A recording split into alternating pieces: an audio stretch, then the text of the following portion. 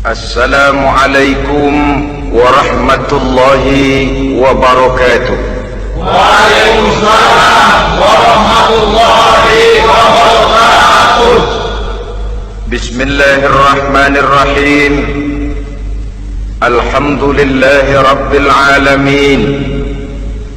Wassalatu wassalamu ala ashrafil anbiya'i wal mursalin, imamil muttaqin, sayyidil ghurril muhajjalin, wa ala alihi wa ashabihil mujahidin at-tahirin, amma ba'du. Saudara-saudara kaum muslimin rahimakumullah, sesungguhnya gaya hidup seseorang sangat ditentukan oleh cara bagaimana dia memandang hidup ini. Dengan kata lain, bagaimana seseorang memandang hidup, begitulah dia akan hidup. Oleh sebab itu, untuk mengubah keadaan seseorang harus diawali lebih dahulu dengan mengubah caranya memandang kehidupan ini. Itulah sebabnya dalam surah Ar-Ra'd ayat 11 Allah Subhanahu wa ta'ala menjelaskan, Innallaha la yughayyiru ma biqaumin hatta yughayyiru ma bi anfusihim. Allah Subhanahu wa ta'ala tidak akan mengubah nasib dan keadaan satu kaum sampai kaum itu berusaha mengubah apa yang ada di dalam diri mereka sendiri. Yang ada di dalam diri itu tentu tidak lain adalah rule of thinking, bahasa kerennya state of mind, kata orang Kulon, cara berpikir, cara memandang kehidupan yang akan sangat mewarnai cara orang menjalani kehidupan itu sendiri. Oleh karena itu, pada pertemuan kali ini kita akan membicarakan tentang dasar dan tujuan hidup dari seorang muslim di dalam kehidupan ini. Yang pertama, tentang dasar dan landasan hidup. Seorang muslim tak dapat lain mendasarkan kehidupannya dengan Islam. Di dalam mendasari kehidupan dengan Islam ini, Allah Subhanahu wa ta'ala menuntut, Ya ayyuhalladzina amanu dkhulu fis-silmi kafah. Hai orang-orang yang beriman, masuklah kamu ke dalam Islam itu secara total, secara utuh, secara seluruhnya. Jangan separuh-separuh, jangan sepotong-sepotong. Mendasari hidup dengan Islam artinya menjadikan Islam sebagai way of life, sebagai rule of thinking, sebagai state of mind di dalam kita memecahkan problema-problema kehidupan, sehingga tidak satu persoalan hidup yang bagaimanapun kecilnya sekalipun yang tidak tersentuh oleh nilai-nilai ajaran agama Islam ini. Kemudian di dalam mendasarkan hidupnya dengan Islam, ia mempunyai satu keyakinan. Pertama, Islam sebagai dasar hidupnya adalah agama yang sesuai dengan fitrah daripada manusia. Allah Subhanahu wa ta'ala pencipta manusia. Allah Subhanahu wa ta'ala yang menurunkan agama Islam. Oleh sebab itu, tentu saja seluruh konsepsi Islam ini sudah diukur sedemikian rupa sesuai dengan kemampuan yang dimiliki oleh manusia. Secara logika bisa kita katakan, pabrik mobil di Jerman misalnya bikin mobil namanya Mercy. Seiring dengan itu dikeluarkannya buku petunjuk. Mobil ini bernama Mercy, kecepatan maksimal sekian ratus kilometer per jam, daya angkutnya sekian ratus kilogram. Kalau rusak memperbaikinya ini, onderdilnya itu umpamanya. Karena pabriknya yang bikin mobil, lalu pabriknya juga yang mengeluarkan buku petunjuk, tentu buku itu sesuai benar untuk mobilnya. Dan logika mengatakan tidak bisa kita punya mobil Mercy rusak kita perbaiki dengan menggunakan buku petunjuk yang dikeluarkan oleh pabrik mobil Fiat. Tentu saja mobil makin rusak, acak-acakan dan tidak karu-karuan. Ini artinya jikalau manusia ingin baik, jikalau manusia ingin mencapai sesuatu yang bernama bahagia, dia harus mengikuti petunjuk yang dikeluarkan oleh yang menciptakan manusia. Dan petunjuk-petunjuk itu telah turun dalam satu konsepsi yang bernama Islam yang sesuai dengan fitrah manusia. Yang kedua, oleh karena keyakinannya bahwa Islam sesuai dengan fitrah manusia, ia pun berkeyakinan bahwa Islam adalah agama untuk seluruh manusia, universal. Walaupun ia diturunkan di tanah Arab, tetapi ia bukanlah agama hanya untuk orang Arab semata-mata. Keyakinan ini perlu ditegakkan kembali, oleh karena akhir-akhir ini muncul pendapat-pendapat yang menganggap seolah-olah agama itu barang impor. Persilahkan saja kalau memang itu merupakan keyakinannya, tetapi menganggap agama sebagai barang impor sungguh merupakan satu kekeliruan yang sangat besar. Bahwa Arab sebagian besar memang Islam, jelas, tetapi Islam bukannya Arab, itu pun harus kita akui. Kita bisa menjadi muslim yang baik tanpa perlu menjadi orang Arab. Dengan kata lain, kita bisa menjadi muslim yang baik dengan tetap menjadi warga negara Indonesia yang baik. Bahwa Al-Quran diturunkan dalam bahasa Arab oleh karena memang ia turun di tanah Arab. Buktinya apa? Walaupun Quran dalam bahasa Arab, tidak satu pun ayat Quran yang ditujukan kepada orang Arab semata-mata. Tidak ada ayat ya ayyuhal arabiyun, hai orang-orang Arab. Tidak ada. Yang ada malah ya ayyuhan nas, wahai manusia. Manusia yang mana? Yang mana saja asal merasa manusia. Kalau tidak merasa manusia, tidak usah terpanggil dengan ayat tadi. Maka dalam mendasari hidup dengan Islam, kita berkeyakinan Islam adalah agama untuk seluruh manusia. Yang ketiga, di dalam mendasari hidup dengan Islam, kita berkeyakinan Islam adalah agama terakhir yang diturunkan kepada Rasul terakhir. Tidak ada Rasul dan Nabi sesudah Nabi Muhammad, dan tidak ada agama lagi sesudah agama Islam. Dasar-dasar keyakinan ini melembaga dalam pribadi kita, membentuk satu keyakinan yang mendasari kehidupan ini, sehingga tidak satu problema yang bagaimanapun kecilnya dalam kehidupan yang tidak tersentuh oleh nilai-nilai Islam. Sejak kita tidur sampai kita bangun tidur, bahkan tidur itu sendiri, dan seluruh kegiatan kehidupan yang kita laksanakan dalam 24 jam, tidak satu pun yang tidak tersentuh oleh nilai-nilai Islam. Inilah pandangan hidup muslim. Jawaban seorang muslim terhadap problema-problema kehidupan yang dihadapinya, yang di dalam menjawab problema itu ia Islam oriented, berorientasi kepada nilai-nilai Islam. Apa kata Islam tentang pekerjaan yang dihadapinya? Halal kata Islam, halallah dia katakan. Haram kata Islam, haram dia katakan. Islam oriented. Barometer dalam perbuatannya tidak lain daripada nilai-nilai Islam itu sendiri. Dan kemudian di dalam mendasari kehidupan dengan Islam, ia berkeyakinan Islam adalah satu-satunya agama yang benar. Bahasa kerennya, Islam is the single one, the true religion behind the God. Satu-satunya. Keyakinan ini kelihatannya subjektif, tapi memang inilah pokok daripada kehidupan beragama. Saudara-saudara kaum muslimin rahimakumullah, kalau itulah dasar daripada kehidupan kita sebagai muslim, apa yang menjadi landasannya?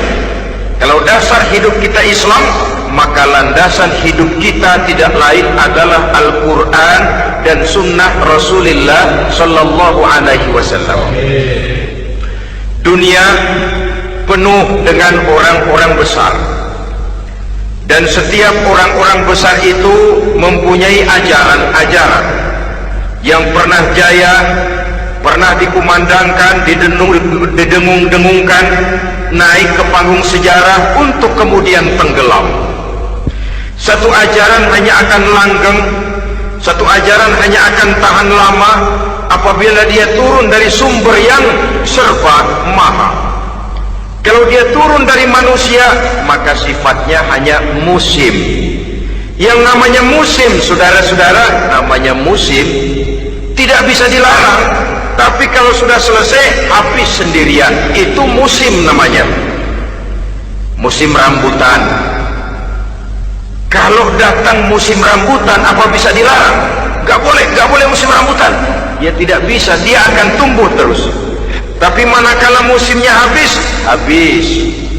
Begitulah nasib dari ajaran yang nisbi, relatif dan temporer apabila dia bersumber dari manusia.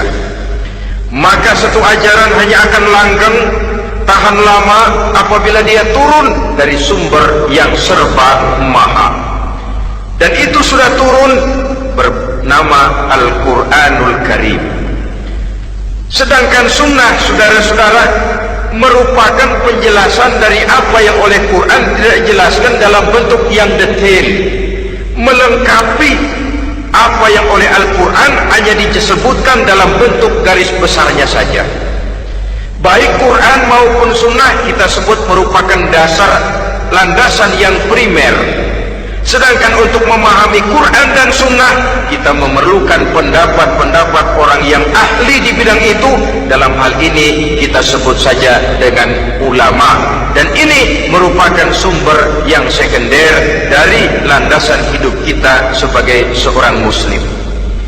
Dua rel ini, Quran dan sunnah, merupakan landasan di mana kereta api Islam ini berjalan. Quran dan sunnah. Saudara-saudara kaum muslimin rahimakumullah, oleh karenanya marilah kita menjadikan Quran dan sunnah ini sebagai imam di dalam kehidupan kita. Bukankah Rasulullah sallallahu alaihi wasallam pernah memberikan pilihan, man ja'alal Qur'ana amamahu qadahu ilal jannah wa man ja'alal Qur'ana khalfahu saqahu ilan nar. Siapa yang meletakkan Quran di depannya, dijadikannya Quran sebagai imam dan dia sebagai makmum, maka Al-Quran akan membimbing dia ke surga. Ya, surga di dunia ini, lebih-lebih lagi surga di akhirat nanti.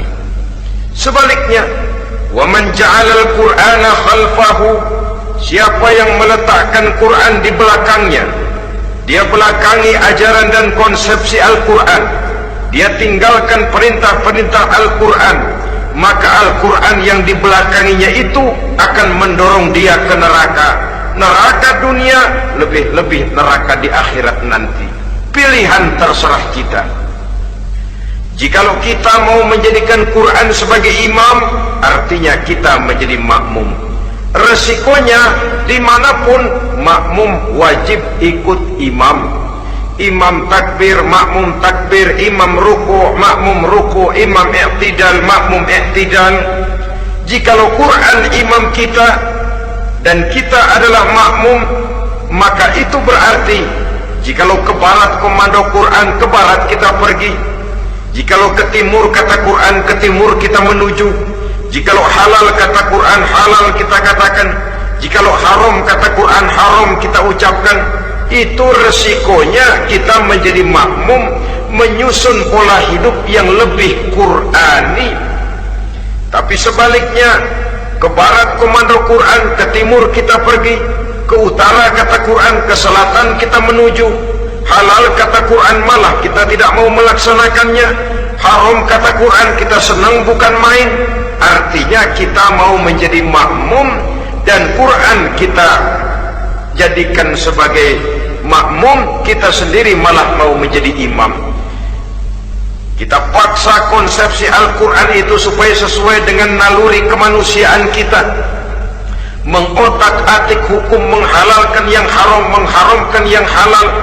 Dikala itu landasan hidup kita sudah goyah, tidak lagi sebagai landasan tempat kita bertolak, tetapi malah menjadi satu landasan yang kita injak-injak.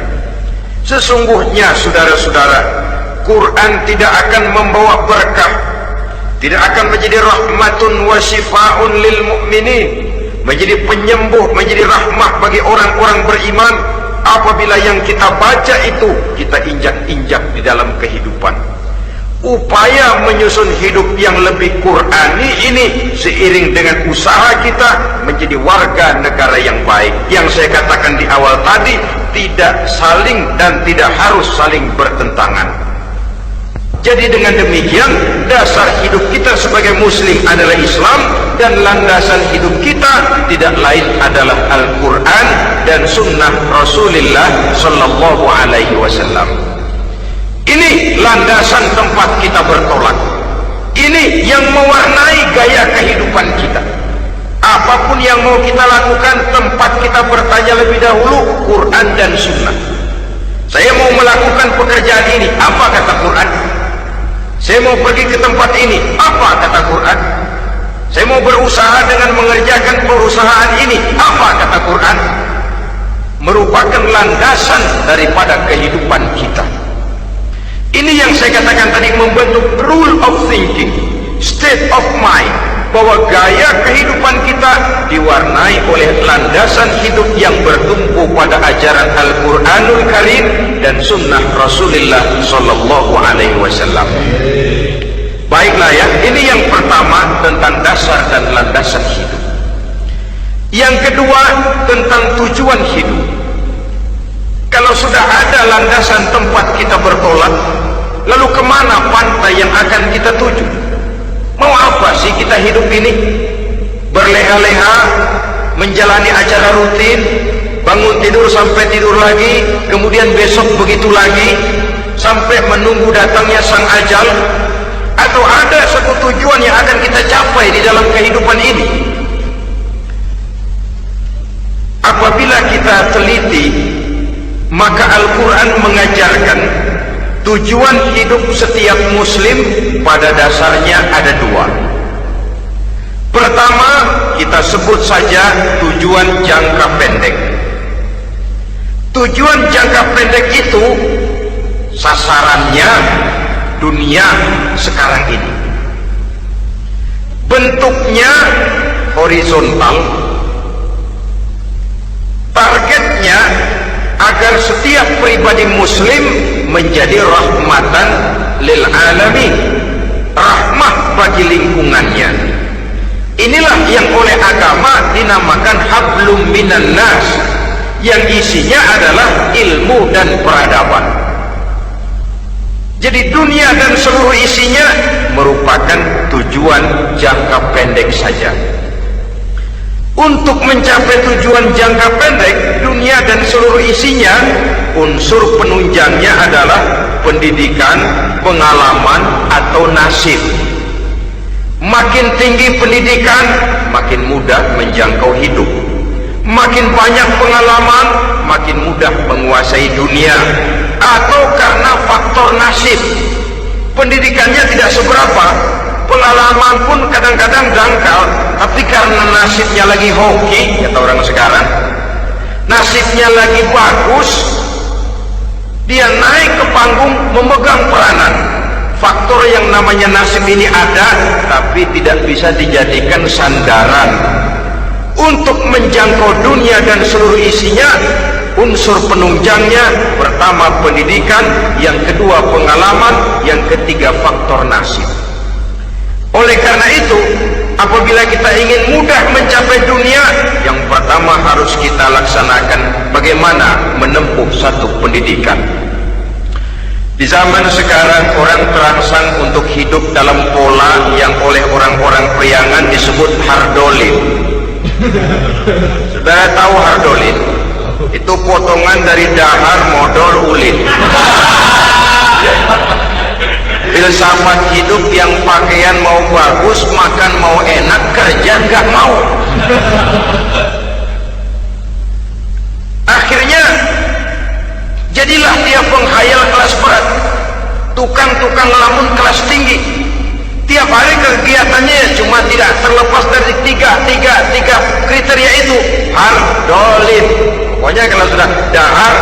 Maulid, besok ya begitu lagi pola dari dimana orang pakaian mau bagus, makan mau senang, duit mau punya, kerja tidak mau.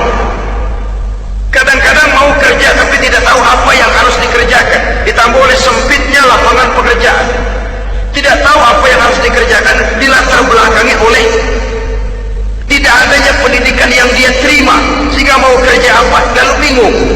Oleh karena itu, terutama buat adik-adik remaja, para pemuda, saya berpesan untuk menjangkau dunia, yang pertama harus kita jalani bagaimana membina diri, mendidik. Taruh kata drop out, putus sekolah, tapi drop out bukan halangan bagi tumbuhnya cita-cita yang mulia. Bahkan ada orang bilang many a great man starts as a newspaper boy. Banyak orang-orang besar yang memulai pekerjaannya dagang koran. Putus sekolah bukan merupakan halangan bagi tumbuhnya cita-cita yang mulia, dan tidak sedikit orang-orang besar yang tidak keluaran perguruan tinggi.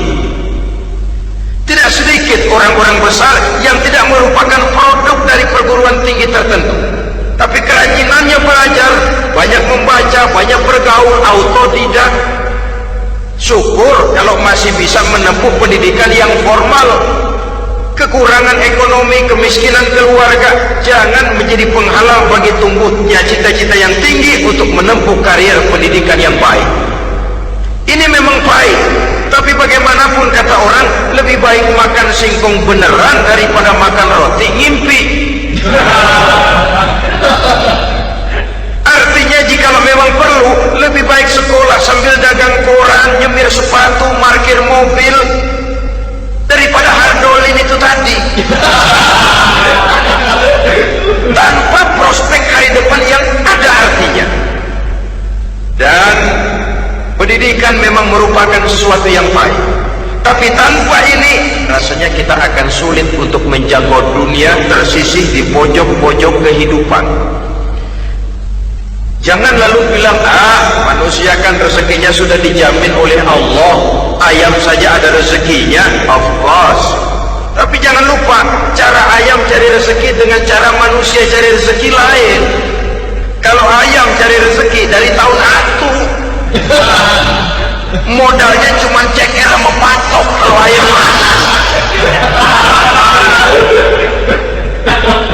asal bisa nyeker, bisa matok, ayam dapat rezeki. Pokoknya kertok dah. Tapi manusia cari rezeki, dia harus cari lapangan kerja. Lapangan kerja sulit. Sudah dapat lapangan kerja, harus punya keahlian. Untuk memperoleh keahlian harus dengan pendidikan. Berhadapan lagi dengan saingan-saingan, karena pasaran tenaga kerja tiap tahun puluhan kalau tidak ratusan ribu pasaran tenaga kerja yang masuk lapangan kerja. Ini kenyataan. Semakin ke depan, oleh tingginya tensi ekonomi, oleh persaingan hidup yang makin tajam, oleh makin menggejalanya pola pikir industrialis yang membuat manusia individu, nilai-nilai semacam ini akan terasa makin berat.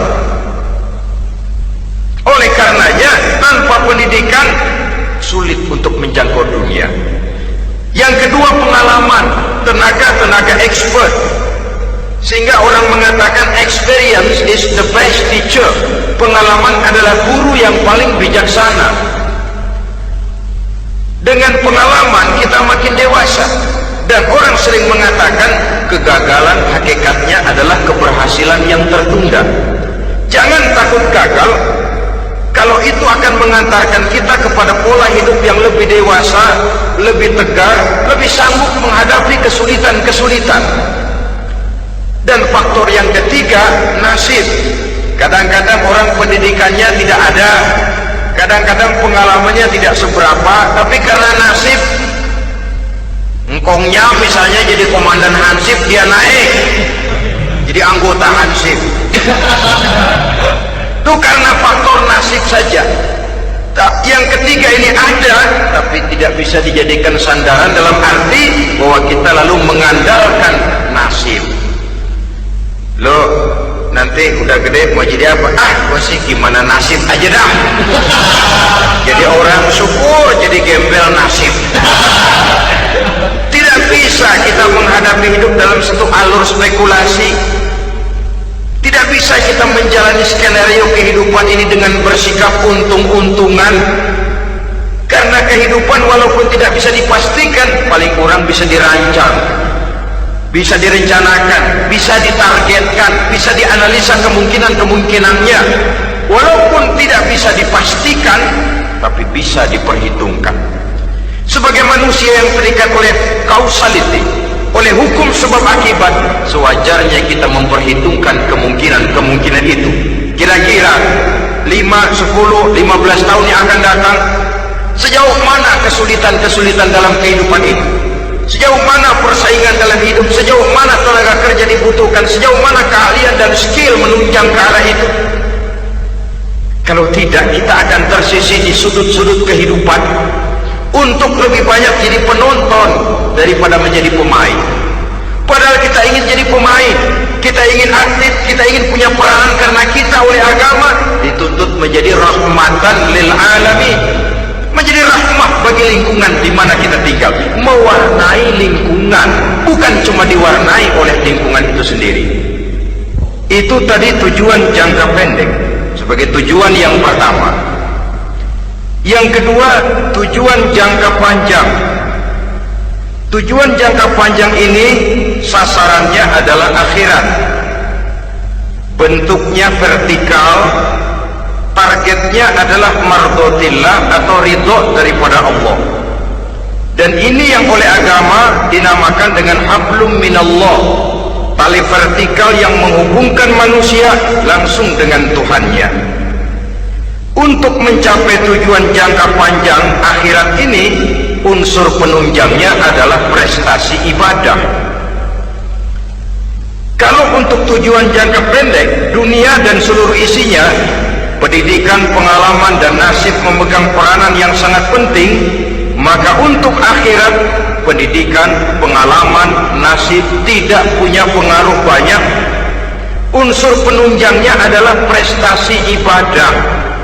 Bagaimanapun tinggi pendidikan, bagaimanapun banyak pengalaman, tanpa prestasi ibadah, nol besar kita dalam pandangan Allah Subhanahu wa ta'ala. Saudara-saudara kaum muslimin rahimakumullah, itu sebabnya seorang muslim sholat, puasa, haji, zakat, yang kalaupun ada target dunia itu cuma side effect saja, sekedar satu efek sampingan. Target utamanya tetap tujuan jangka panjang, akhirat dan ridho Allah. Kenapa kita sholat? Untuk mencari ridho Allah. Kenapa kita laksanakan ibadah haji? Untuk mencari ridho Allah. Kita bangun di keheningan malam untuk mencari ridho Allah. Kalau ada akibat dunia, itu cuma akibat sekunder saja. Ada misalnya orang karena tekun ibadah rezekinya lancar, itu baru persekot, baru tanda jadi. Kadang-kadang persekotnya saja sudah nikmat kok, apalagi cashnya, kontannya. Sebaliknya kalau ada orang rajin ibadah, rezekinya seret, jangan jadi alasan. Kok lu nggak sembahyang? Alah, tetangga gua rajin sembahyang melarat terus. Ya memang sholat itu bukan dengan target dunia, target akhirat, saudara-saudara. Oleh sebab itu, seorang muslim adalah seorang yang berpandangan luas, berjiwa lapang. Maksudnya apa? Tujuan jangka pendek dan jangka panjang ini harus dia raih kedua-duanya. Ini yang oleh Al-Quran diajarkan agar setiap muslim mencapai fid dunia hasanah wa fil akhirati hasanah. Kebaikan di dunia, kebaikan di akhirat, itu arti hasanah. Jangan macam orang dulu, punya istri dua pergi haji, yang satu yang muda istrinya namanya Hasanah, yang satu namanya Khadijah. Waktu tawaf keliling Ka'bah, si suami ini nggak bisa doa apa-apa kecuali Rabbana Atina itu. Tiap putaran Rabbana atina fid dunya hasanah wa fil akhirati hasanah. Putaran kedua Rabbana atina fid dunya hasanah wa fil akhirati hasanah. Ini istri tuanya yang namanya Khadijah dengerin aja. Akhirnya di satu saat dia colek suaminya, "Bang, mentang-mentang Hasanah bini muda disebutin melulu, saya dong disebutin dalam doa." "Iya dah, Pak, putaran selanjutnya." Suaminya blow on juga. Putaran kedua dia baca Rabbana atina fid dunya hasanah wa fil akhirati Khadijah. Saudara-saudara, itu makna refleksi daripada doa tadi itu, doa sapu jagat. Kita ingin fid dunya hasanah wa fil akhirati hasanah. Tujuan jangka pendek dunia tercapai, tujuan jangka panjang akhirat dan ridho Allah juga tergapai. Oleh sebab itu Al-Quran menjelaskan wabtaghi fima atakallahu ad-daral akhirah wa la tansa nasibaka minad dunya. Dengan karunia yang diberikan Allah kepadamu, carilah bahagia akhirat. Wa la tansa nasibaka minad dunya, tetapi jangan lupakan bagianmu dalam kehidupan di dunia ini. Cari akhirat, utamakan akhirat dengan tidak usah melupakan jatahmu di dunia. Kenapa saya katakan seorang muslim berjiwa besar? Sebab andai kata dia gagal mencapai tujuan jangka pendek, andai kata dia gagal di dunia, dan dia oleh Islam diajarkan jangan sampai gagal, tapi andai kata dia gagal, dia masih punya tujuan jangka panjang, akhirat dan ridho Allah. Dia masih bisa menghibur diri, biarlah di dunia kita sederhana, bahkan biarlah susah di dunia, asal di akhirat kita bahagia. Orang yang tidak punya pandangan hidup semacam ini, surgalah dunia ini, segalanya telah tertumpu di sini. Bila umurnya selesai, ajalnya datang, selesai sudah surganya sampai di situ, dan dia tidak punya pengharapan lain di belakang itu. Maka seluruhnya bertumpu pada kehidupan di dunia. Padahal dunia seperti air laut, makin diminum makin haus, makin kering tenggorokan. Dunia yang diperturutkan menyeret manusia ke dalam lingkaran setan, terjebak dalam sifat yang namanya tamak bin rakus alias serakah.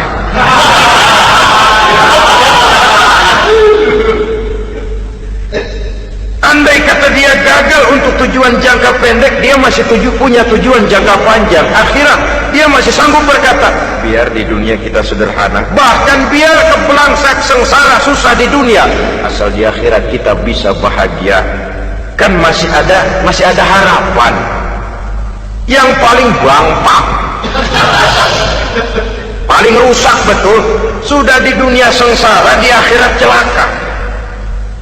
Jadi dunia rumahnya gubuk, pinggir kali miring, asal hujan bocor, utang selebar warung, bayang kagak, ngaji enggak, puasa enggak, saban malam miring mulu. Saudara hadirin yang saya hormati, lalu kapan mau bahagia kalau sudah di sini susah, di sana akan susah juga. Ini yang pertama, seorang muslim, seorang yang optimis, berjiwa besar, luas pandangan. Kegagalan dia dalam jangka pendek tidak menyebabkan dia melupakan tujuan jangka panjang. Yang kedua, positifnya apa? Cara dia mencapai tujuan jangka pendek diwarnai oleh keyakinan adanya tujuan jangka panjang. Dia memang benar cari harta, tapi karena dia yakin ada akhirat, Allah ridho apa tidak? Ini positifnya. Saya memang cari duit, tapi dengan cara ini Allah ridho apa tidak? Saya memang ingin berpakaian yang rapi, tapi dengan tidak menutup aurat begini, Allah ridho atau tidak? Saya memang bergaul menghormati teman, tapi terjebak dalam minuman keras karena menghormati teman, Allah ridho apa tidak? Ini orang yang punya tujuan jangka panjang. Segalanya diberikan bingkai dengan pertanyaan, Allah ridho atau tidak? Keyakinannya terhadap tujuan jangka panjang mewarnai gaya hidupnya di dunia ini, mencapai tujuan jangka pendek tadi. Mau minum, Allah ridho apa enggak ini? Mau makan, yang saya makan Allah ridho apa enggak? Pendeknya apapun yang mau dia kerjakan, karena dia punya keyakinan tujuan jangka panjang, dia selalu menimbang terhadap ridho Allah tadi. Jadi tanpa prestasi ibadah, kita nol besar dalam pandangan Allah. Ini nilai manusia yang hakiki di sini. Ini makna inna akramakum indallahi atqakum. Di akhirat nanti kan tidak pernah akan disidang. Kamu pendidikan setinggi apa? Tidak. Gelarmu berapa renteng? Profesor, doktor? Tidak. Akhirat hanya menyidang kau sholat atau tidak, kau puasa atau tidak, kau zakat atau tidak. Diberikan kamu harta yang banyak, dari mana kau dapat, kemana kau belanjakan. Prestasi ibadah itu yang ditanya. Setinggi apa pendidikan, sebanyak apa pengalaman, no problem, tidak jadi masalah di akhirat itu. Prestasi ibadah itu yang akan kita persembahkan di hadapan Allah. Itu makna inna akramakum indallahi atqakum. Kerbau dinilai dari dagingnya, makin gemuk makin mahal harganya. Tapi ada perkutut lebih mahal dari kerbau. Perkutut itu mahalan mentahnya loh daripada matangnya. Karena harga perkutut pada suaranya. Lalu di mana harga manusia yang paling gemuk? Tidak. Suaranya, oh kalau manusia dinilai dari suaranya, barangkali Madonna nomor awal masuk surga.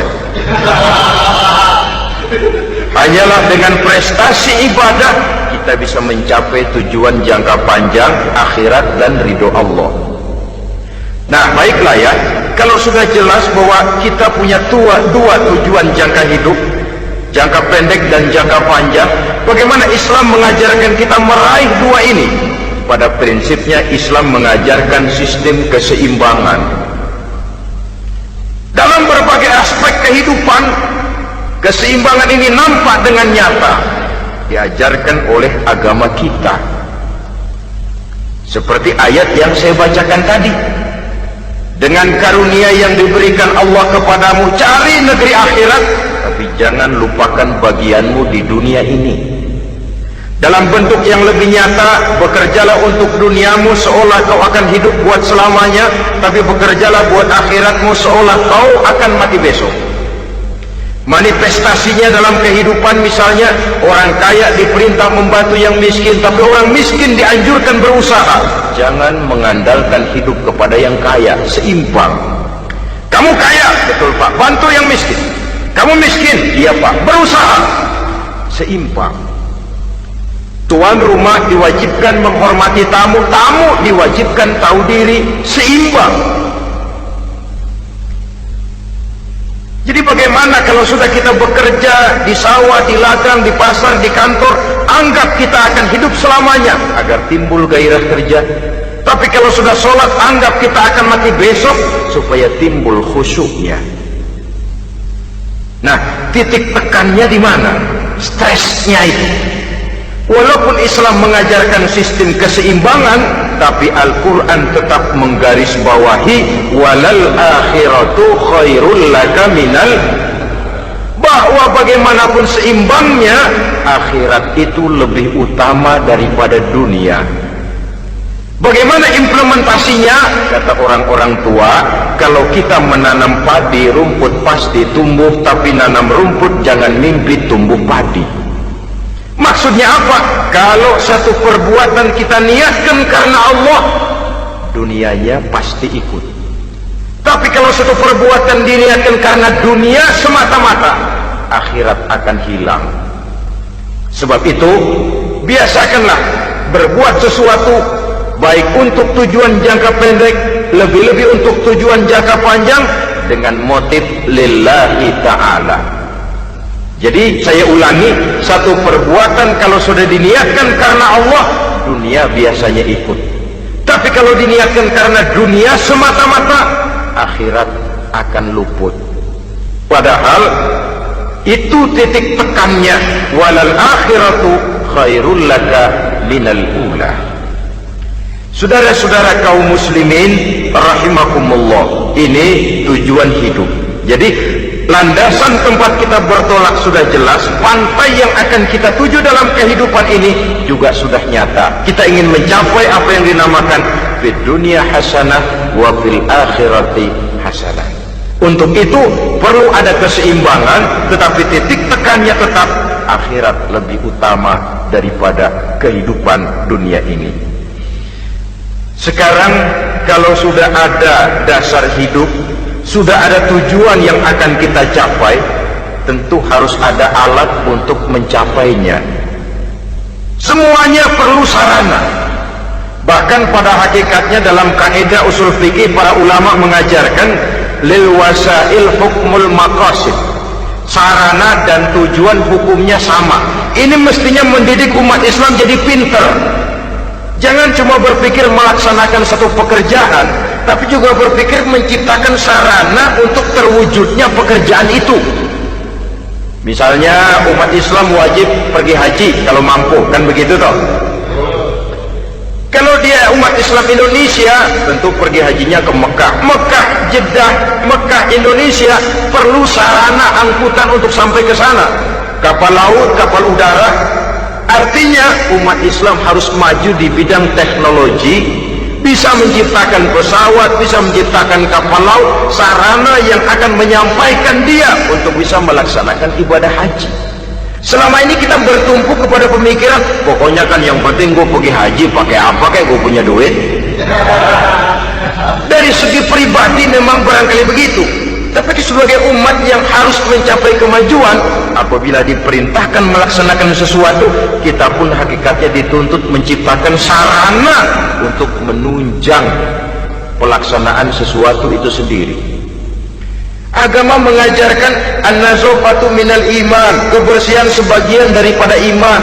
Siapa yang menciptakan mesin cuci, sabun-sabun keras, deterjen, rinso dan lain sebagainya? Siapa yang menciptakan air condition, pembersih ruangan? Kita hanya berpikir pokoknya kan bersih, mau pakai apa kek. Kita jarang yang berpikir kepada pewujudan teknologi modern untuk menerjemahkan hadis itu.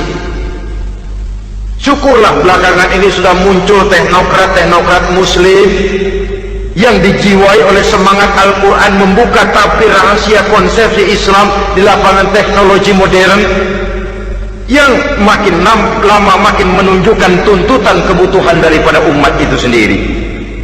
Dengan demikian, apabila ada tujuan hidup, kita memerlukan alat untuk mencapai tujuan tadi. Supaya tujuan fid dunya hasanah wa fil akhirati hasanah tercapai, apa alat yang harus kita pakai? Kita lihat surah At-Taubah ayat 111 memberikan jawaban. Innallaha ashtara minal mu'minina anfusahum wa amwalahum bi anna lahumul jannah. Sesungguhnya Allah telah membeli dari orang-orang beriman diri mereka, harta mereka, bahwa sesungguhnya bagi mereka adalah surga. Coba kita simak ayat ini sejenak, akan nampak dengan jelas bahwa ayat ini hakikatnya merupakan satu transaksi yang nyata benar antara kita dengan Allah. Transaksi jual beli sudah terjadi, dan itu langsung dengan Allah, tertuang dalam pernyataan Quran. Pembeli Allah, penjual kita orang-orang beriman, dagangannya adalah anfus dan amwal, harganya adalah surga. Itu sudah tanda tangan pernyataan kita siap jual beli ya Allah. Apalagi baiat kita apa? Inna solati wa nusuki wa mahyaya wa mamati lillahi rabbil alamin. Solatku, ibadahku, hidup dan matiku cuma untuk Allah Tuhan seluruh sekalian alam. Minimalnya 5 kali sehari semalam baiat ini kita ulang dan kita ulang. Kenapa lalu kita tidak konsekuen? Dalam konteksnya dengan persoalan, maka alat hidup kita itu ada 2. Pertama, anfus. Ini bentuk mufrad dari jamaknya, bentuk jamak dari mufrad nafsun. Biasa diterjemahkan dengan diri. Yang dimaksud dengan diri adalah kepribadian. Yang dimaksud dengan kepribadian ialah kekayaan yang kita miliki dalam kepribadian kita. Artinya bisa tenaga, pikiran, konsep, gagasan, wewenang, ide, pangkat, jabatan, kemampuan, keahlian, skill, itu semuanya masuk ke dalam anfus, diri. Sedangkan amwal bentuk jamak dari mufrad malun, biasa diterjemahkan dengan harta. Pengertian di sini ialah seluruh bentuk-bentuk materi yang berada di bawah kekuasaan kita. Bisa rumah, bisa uang, bisa tanah, bisa kebun, bisa pabrik, bisa peternakan, itu semuanya amwal. Nah, baik anfus maupun amwal, diri, tenaga ke, pikiran ke, harta ke, pangkat ke, jabatan ke, wewenang ke, keahlian ke, untuk tujuan jangka pendek harus jadi rahmah bagi lingkungan. Untuk tujuan jangka panjang harus menunjang jalan menuju ridho Allah. Jika kalau pangkat kita menjauhkan kita dari ridho Allah, itu bukan nikmat tuh, azab. Punya pangkat bukan melakukan kebaikan, malah melakukan kejahatan, setidak-tidaknya berdiri di belakang kejahatan, melindungi perbuatan-perbuatan munkar. Dalam kelas kakap melindungi korupsi, dalam kelas teri jadi backing tukang kopok. umpamanya itu sudah menyalahi. Alat tidak digunakan untuk mencapai tujuan, itu untuk tujuan jangka pendek. Lalu amwal, harta, uang, tanah, rumah, kebun, untuk tujuan jangka pendek harus menjadi rahmah bagi lingkungan. Sedang untuk tujuan jangka panjang, baik diri maupun harta harus menunjang jalan menuju ridho Allah, harus meningkatkan prestasi ibadah kita kepada Allah Subhanahu wa ta'ala. Malah yang namanya amwal ini tanggung jawabnya lebih berat loh saudara. Kalau saudara diberikan ilmu, sidang akhirat cuma satu, ilmu kau amalkan untuk apa? Saudara diberikan umur panjang, pengadilan akhirat cuma bertanya satu, umurmu kau habiskan di mana? Tapi saudara diberikan harta, pertanyaan akhirat dua, hartamu kau dapat dari mana? Kau belanjakan kemana? Dari mananya dan kemananya ditanya, depan belakang. Kalau kadang-kadang kan ada orang hartanya didapat dari jalan yang halal, dibelanjakan di jalan haram. Kerja peras keringat banting tulang setengah mati, begitu dapat duit beli buntutan, muter-muter kertas cari kode. Didapat dari jalan halal, dibelanjakan di jalan haram, atau didapat dari cara yang haram, dibelanjakan di jalan yang baik. Menang judi, nyumbang pesantren. Nabi mengajarkan innallaha thayyibun la yaqbalu illa thayyib. Allah itu baik dan hanya menerima yang baik-baik saja. Tidak bisa mencuci kain dengan air najis. Kain akan tetap kotor. Saudara-saudara kaum muslimin rahimakumullah. Oleh karenanya masalahnya terpulang kepada kita, pandai-pandailah membagi orientasi. Suatu saat tenggelam kita dalam kesibukan dunia dan seluruh isinya untuk mencapai tujuan jangka pendek. Lain saat tenggelam kita memfanakan diri untuk mencapai tujuan jangka panjang, akhirat dan ridho Allah. Karena kehidupan ini bukan berjalan tanpa batas. Umur ini bukan satu karunia tanpa pertanggungan jawab. Suatu saat setuju atau tidak, rela atau terpaksa, kita akan sampai kepada garis finish daripada perjalanan kehidupan dunia ini, yang memang merupakan satu perjalanan panjang, a walking tour, kata orang Kulon. A walking tour, satu jalan yang demikian jauhnya. Entah kita akan sampai ke garis finish. Bila datang ajal, senja kehidupan datang, malam menyelimuti, Datangnya tidak pernah kita sangka, tapi sekali dia datang tidak satu kekuatan yang bisa menolak. Kehadirannya tidak pernah kita harapkan, tapi satu kali dia datang bertamu, pasti terjadi, dan itu pasti akan kita temui. Alangkah malangnya pada saat kembali itu datang, kita tidak punya prestasi ibadah. Lalu apa artinya prestasi dunia? Apa artinya tujuan jangka pendek kalau kita harus kehilangan tujuan jangka panjang? Rumah kita yang besar, pangkat kita yang tinggi, harta kita yang banyak, bisakah menolong kita untuk kalau sudah kumpul di padang mahsyar nanti? Malaikat, jangan gebugin saya, rumah saya harga 2 miliar.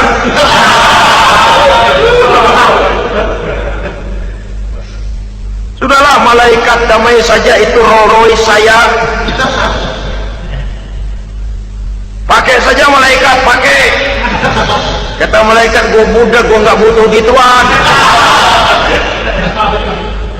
Hanya prestasi ibadah yang bisa menyelamatkan kita pada kondisi semacam itu. Jadi oleh karena itu saudara-saudara, biar di dunia ini rumah kita besar, mobil bagus, uang banyak, pabrik ada, usaha lancar, asal di akhirat masuk surga aja, gak apa-apa. Daripada di dunia sengsara, di akhirat neraka, senangnya kapan? Sudah di sini sengsara, di sana kebelangsak.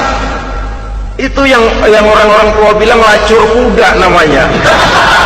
Pelan dipecut, kenceng digentak, setengah mati, serba salah. Kuda kalau bisa ngomong, gue setengah mati, serba salah. Pelan dipecut, kekencengan ditarik, itu yang namanya lacur kuda begitu. Serba salah posisinya. Untuk itu pandai-pandailah membagi orientasi supaya tercapai tujuan ideal ini, di dunia hasanah wa fil akhirati hasanah. Ini tentang tujuan hidup. Nah, untuk mencapai tujuan ini kita tidak berjalan sendiri, kita perlu teman hidup. Di samping teman hidup ada pula lawan hidup. Siapa teman hidup kita untuk mencapai tujuan hidup ini? Dalam arti sempit, teman hidup kita suami istri yang taat kepada Allah. Suami istri lebih dari sekedar satu pasangan, juga saling melengkapi, merupakan bagian daripada kehidupan. Suami adalah teman istri, istri adalah teman suami untuk mencapai tujuan hidup tadi, mencapai fid dunya hasanah wa fil akhirati hasanah. Seiring, seirama, selaras, serasi, seimbang, kata orang sekarang. Teman dalam arti sempit.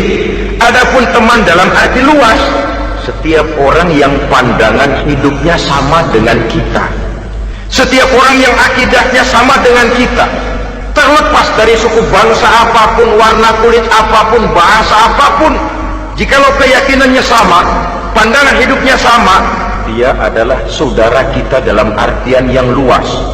Islam tidak kenal teritorial, maka tidak ada itu Islam Jepang. Ya walaupun secara formalnya ada, tapi informal, muslim adalah muslim, diikat dengan akidah. Itu teman hidup. Lalu lawan hidup siapa? Pertama iblis, dalam segala bentuk dan implementasinya. Yang kedua, setiap orang yang pandangan hidupnya tidak sama dengan kita secara ideologis, itulah lawan hidup kita. Maka yang teman jadikan teman, yang lawan jadikan lawan. Jangan teman dijadikan lawan, lawan dijadikan teman. Itu namanya kopiah dipasang di kaki, pak bakyak naik ke jidat. Wajar kalau kepala lalu jadi benjol. Salah milih teman, salah cari lawan. Salah milih teman, salah cari lawan. Akibatnya kita yang akan susah di kemudian hari nanti. Saudara-saudara kaum muslimin rahimakumullah, oleh karenanya pandai-pandailah dalam hidup ini. Yang teman jadikan teman, yang lawan jadikan lawan. Kalau lawan kita jadikan teman, sementara teman kita jadikan lawan, dan itu yang banyak terjadi dalam praktek kehidupan, kita tidak akan bisa mencapai tujuan karena akan tertarung di kaki sendiri. Nah, ini sajalah yang kita bicarakan pada pertemuan kali ini. Mudah-mudahan ada manfaatnya. Terima kasih atas segala perhatian, mohon maaf atas segala kekurangan. usikum wa nafsi bitaqwallah. Wassalamualaikum warahmatullahi wabarakatuh. Waalaikumsalam warahmatullahi wabarakatuh.